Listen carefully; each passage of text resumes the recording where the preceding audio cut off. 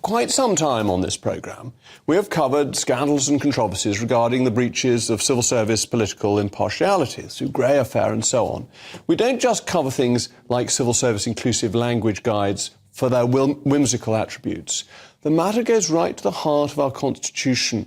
Without a politically impartial civil service, there is no hope of a functioning government executing the agenda for which it was elected on a manifesto. Well, perhaps one of the most interesting stories to have come out of the phenomenon of political correctness in the civil service emerged over the weekend. Anna Thomas was employed as a work coach by the Department for Work and Pensions when she became concerned by some of the initiatives being put into place. Ms Thomas took to the appropriate channels to sound the alarms over a job seeker event that excluded white men, resources that told employees to assume that they're racist or how to be, quote, race confident, unquote, or even being directed to the work of controversial critical race theory purveyors. After 3 years with great support from the Free Speech Union, whose director Toby Young was here just a moment ago, the Department of Work and Pensions has shelled out to Miss Thomas £100,000 in a settlement. And she joins me now. Anna, first of all, thank you for coming on, and thank you for sticking up for proper civil service impartiality. You must have had to have shown quite a lot of backbone against some pretty bad treatment within the DWP. Yeah, I'd say so, absolutely. It's just been, I found a lot of it was, some people trying maybe to do the right thing but misguided, other people maybe a little bit more malicious, and it's just ended up with me losing my job. And you were being asked to do things, as I understand it, for the Metropolitan Police. You were asked to run a scheme that would not allow white men to apply to join the police. You must have been appalled when that came through, as that is in itself surely racist. Well, absolutely. It deliberately excluded it with no real reason. We wasn't given a reason as to why that was. And when I raised it with my team, I had an answer that it was about representation. I wasn't even sure whether that was legal or not. I thought that was a bit of a grey area.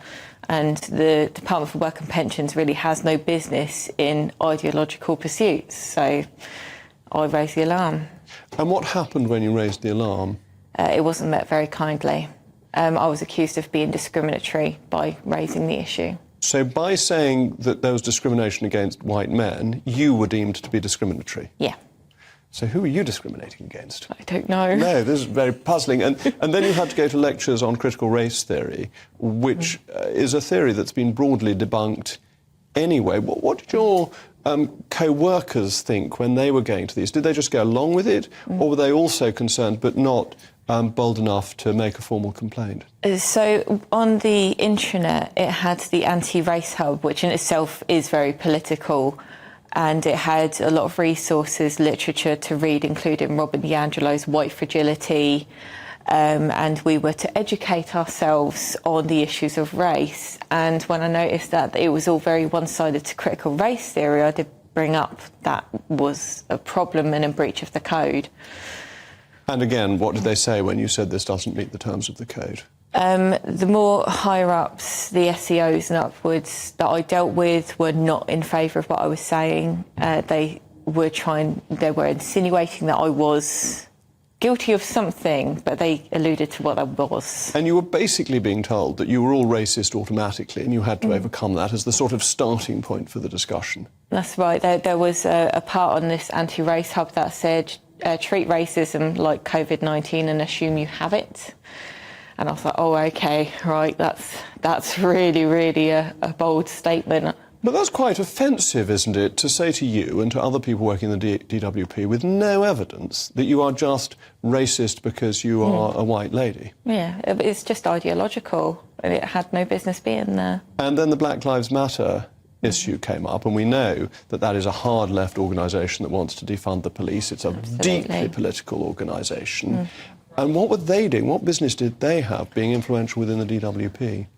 I'm not sure why it was there. I think a lot of, more powerful senior civil servants maybe have done a moral panic and been like, oh, this came out, because it was only 3 months after George Floyd had died. And I think they had just adopted this quick, let's put it through, we want to seem virtuous maybe. I can only assume that's what they were doing. And did you find that the people you were working with in DWP were, privately when you chatted to them, understanding of what you were saying, but actually it's the structure of the civil service that has sort of embedded political correctness and therefore was very resistant to any challenge. Yeah, there was some people who, because you could openly comment as like a public forum, that you could comment, and some people were saying, we're not sure of this, and then they were kind of encouraged to pipe down, I guess. Yes. And I was a bit like, no, this is too ideological, this is breaking our code. And then when you reported it, you met a sort of wall of obstructionism from essentially woke hierarchy within the DWP. Yeah, so there was the commenters that, like, so it's parallel. Like, so I was vindicated that I was right, that this was political, and in the handwritten note in the disclosure document said Anna isn't wrong, and that Peter Schofield, the permanent secretary, should not have adopted the critical race theory.